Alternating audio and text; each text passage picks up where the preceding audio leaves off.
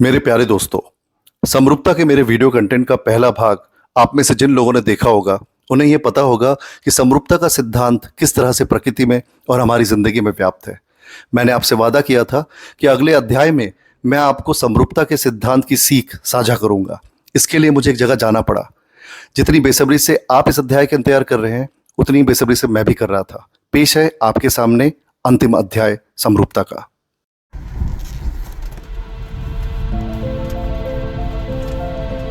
Symmetry को maintain करने की प्रकृति की जो ये अदम्य कोशिश है उसके पीछे जो कारण है वो काफी गहरा है। फंडामेंटली प्रकृति अपने घर को ऑर्गेनाइज रखना चाहती है और प्रकृति का घर मतलब कि ये पूरी दुनिया, पूरा ब्रह्मांड, ना सिर्फ हमारा ग्रह बल्कि पूरा ब्रह्मांड, जिसमें सिमेट्री सिर्फ एक लेवल पे नहीं बल्कि उसके विविध विविध प्रकार है। अलग अलग लेवल की सिमेट्री है।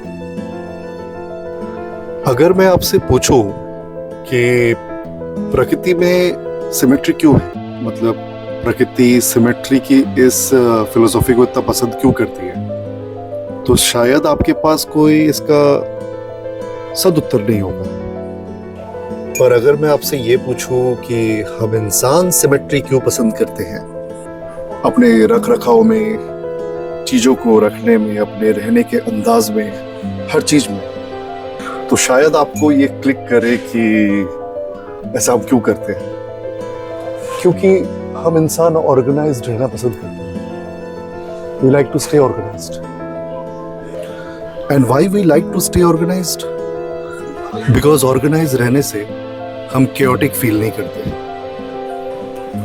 और हमें चीजें ढूंढ के मिलती है। और प्रकृति भूलना बिल्कुल पसंद नहीं करती।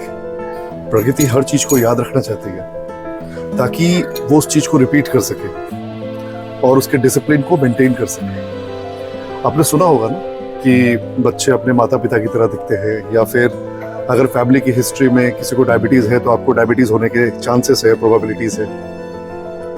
प्रकृति सच को याद रखना पसंद करती है, भूलना बिल्कुल पसंद नहीं करती। और प्रकृति की यही आदत प्रकृति को डिसिप्लिन रहने में हेल्प करती है।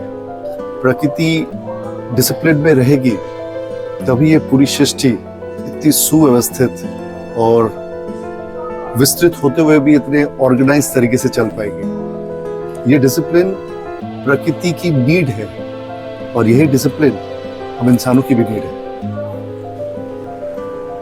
और आप अगर चाहते हैं कि आपकी जिंदगी सकारात्मक बने और प्रकृति या पूरा ब्रह्मांड आपकी मदद करे, तो बहुत ज़रूरी है कि आप प्रकृति की इस फिलोसॉफी को समझिए या इसके इस डिसिप्लिन को समझिए और इसके साथ सिंक होइए।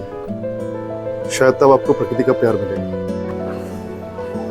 अब आप सोच रहे होंगे कि लाइफ में ऑलरेडी इतने सारे लव और रिलेशनशिप्स के प्रॉब्लम है, अब इसके ऊपर ये प्रकृति का प्यार कैसे हैंडल करें। वेल देखिए, सच बोलूँ तो प्रकृति का प्यार हैंडल करना इतना मुश्किल काम नहीं है। इनफैक्ट प्रकृति की डिमांड्स बहुत ज़्यादा बड़ी नहीं है। प्रकृति की जो डिमांड्स है वो हमारी ज़िंदगी के वे के साथ जाती है। इनफैक्ट प्रकृति जो हमको करने के लिए बोल रही है वो हमारी लाइफ के लिए ऑलरेडी ज़रूरी है। इनफैक्ट पुराने ज़माने में हमारे पूर्वज ये ऑलरेडी करते थे और उसी की वजह से हम उस आग और पहिए के युग से यहाँ तक पहुँच पाए, इतने सारे इन्वेंशंस कर पाए, इतने सारे डिस्कवरीज कर पाए। क्योंकि एक बात जो हमें समझना बहुत ज़रूरी है वो ये है कि हम इंसानों को घमंड रहता है कि हम फूड चेन के सबसे टॉप पे इसलिए है, सारे जानवरों के ऊपर इसलिए है क्योंकि हम बहुत बुद्धिमान है या इंटेलिजेंट है। पर ऐसा कुछ भी नहीं। हम बुद्धिमान हैं, हम इंटेलिजेंट हैं, इस पर कोई शक नहीं है। पर उसकी वजह से हम फूड चेन के टॉप में गए, ऐसा नहीं है। हम फूड चेन के टॉप में या इतने सकारात्मक काम इसलिए कर पाए, या जितने भी आपको इंजीनियरिंग मार्वल्स दिखते हैं, ये बड़े बड़े इमारतें दिखती हैं, ब्रिजेस दिखते हैं, एफिल टावर से लेके ताजमहल तक जो भी दिखता है, उसका कारण सिर्फ इंटेलिजेंस नहीं था। उसका कारण ये भी था कि हम इंटेलिजेंस को एग्जीक्यूट करते थे एक ऑर्गेनाइज्ड अप्रोच के माध्यम से, एक डिसिप्लिन के माध्यम से। प्रकृति के लिए ये जो सिमेट्री का डिसिप्लिन है, ये एक बहुत ही इम्पोर्टेंट डिसिप्लिन है और प्रकृति इसे काफ़ी सिंसियरली निभाती है, क्योंकि उससे ये डिसिप्लिन ना सिर्फ इंसानों के लिए बल्कि बाकी प्रजाति के जानवरों के लिए भी निभाना पड़ता है और इसी के माध्यम से वो प्रोक्रिएशन और ग्रोथ में हेल्प करती है सारे लिविंग ऑर्गेनिजम्स को। रदर सिर्फ लिविंग ऑर्गेनिज्म को नहीं, इस ब्रह्मांड में जो भी चीज़ है जो जन्म लेता है और मरता है, उस सब चीज़ के लिए उसे ये सिमेट्री का डिसिप्लिन फॉलो करना पड़ता है, क्योंकि हम लिविंग ऑर्गेनिजम्स या हम इंसान सिर्फ उसी चीज़ को जिंदा समझते हैं जो चलता फिरता खाता पीता है, बल्कि ब्रह्मांड के लिए हर चीज़ चलता फिरता खाता पीता है। अब चाहे वो एक ग्रह हो, प्लैनेट हो, या फिर एक स्टार हो, तारा हो, हर चीज़ की आयु है, हर चीज़ का लाइफ स्पैन है और हर चीज़ की मेमोरी है। सिमेट्री के माध्यम से ब्रह्मांड या प्रकृति, आप इसे कुछ भी बुलाइए, इस डिसिप्लिन को मेंटेन करती है। ये प्रकृति के डिसिप्लिन का ही नतीजा है कि मोर के पंख, हर एक पंख इतने सुंदर निकलते हैं। हम सोचते हैं कि हमारी लाइफ में इतनी सारी चीज़ें हैं, हम कैसे कंपार्टमेंटलाइज करें, हम कैसे चीज़ों को मैनेज करें। सोचिए ईश्वर कैसे चीज़ों को कंपार्टमेंटलाइज करते होंगे, हर स्पीसीज के, हर जानवर के, ब्रह्मांड के हर सेलेस्टियल बॉडी के। आप उस महान कुर्सी पे बैठे हुए हस्ती को ईश्वर बुलाइए या प्रकृति, पर उसका ये विधान एक फूल से लेकर इंसान तक सब पे लागू है। अगर आप ऑर्गेनाइज्ड होना चाहें तो कई सारे एवेन्यूज हैं आज के दौर में। सामान की कमी नहीं है, ऑर्गेनाइज्ड होने के लिए एवेन्यूज एक जमाने में जो थे उससे काफी ज्यादा प्लेटफॉर्म्स बन गए।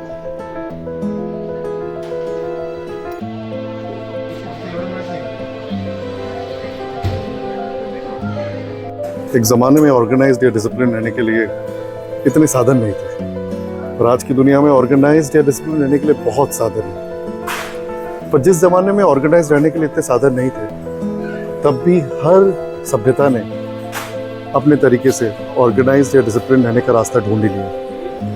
हम भाग्यशाली हैं कि हमें ऑर्गेनाइज रहने के लिए अलग से कुछ मेहनत नहीं करना पड़ता। हमें ऑर्गेनाइज रहने के लिए बस एक ही चीज़ करनी है, अपनी मानसिक प्रस्तुति। अगर हम डिसिप्लिन्ड और ऑर्गेनाइज रहने के लिए मानसिक प्रस्तुति करें तो हमें किसी चीज़ की चिंता करने की आवश्यकता नहीं है। हर परिवार में ऐसा कोई ना कोई सदस्य होता है जिसको घर में रखी हुई हर चीज़ कहाँ पे है ये पता होती है। मैक्सिमम घरों में ये रोल घर की माताएं अदा करती है या फिर घर की बीवियाँ। मेरे घर में ये रोल मैं भी अदा करता हूँ और ये अच्छी बात है। अगर आप ऑर्गेनाइज्ड है, आप डिसिप्लिन्ड है, तो आप अपना बहुत वक्त बचा सकते हैं, बहुत टाइम बचा सकते हैं, प्रोडक्टिव हो सकते हैं, प्रोग्रेसिव हो सकते हैं। जब आप ऑर्गेनाइज्ड रहते हो, आप निश्चिंत रहते हो, रिलैक्स्ड रहते हो, क्योंकि आपको पता होता है कि आपकी कौन सी चीज़ कहाँ है। और शायद यही कारण है कि प्रकृति भी अपना समरूपता का सिद्धांत इसीलिए इतनी निष्ठा से पालन करती है,